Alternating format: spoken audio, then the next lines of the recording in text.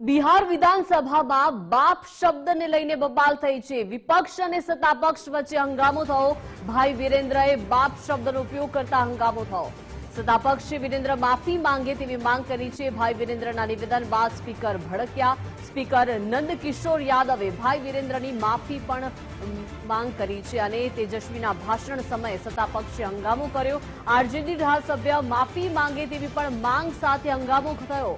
સ્પીકરે સમજાવ્યા બાદ પણ ન માન્યા સત્તાપક્ષના તમામે તમામ ધારાસભ્યો। ત્યારે સ્પીકર ઉપમુખ્યમંત્રી વિજય સિન્હા પર નારાજ થયા। તમે ઉપમુખ્યમંત્રી થઈને હંગામો ઈચ્છો છો તેવું પણ સ્પીકરે જણાવ્યું। ઉપમુખ્યમંત્રી વિજય સિન્હા ન માનતા સ્પીકરે ખુરશી છોડી।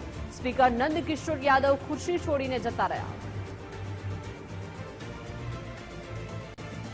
अरे निर्णय हम करेंगे, याद करिएगा, हम करेंगे, याद करिएगा। बोलिए, बैठिए, बैठिए, आप पहले बैठिए, आप बैठिए मंत्री महोदय, बैठिए कि नहीं बैठिएगा, बैठिए।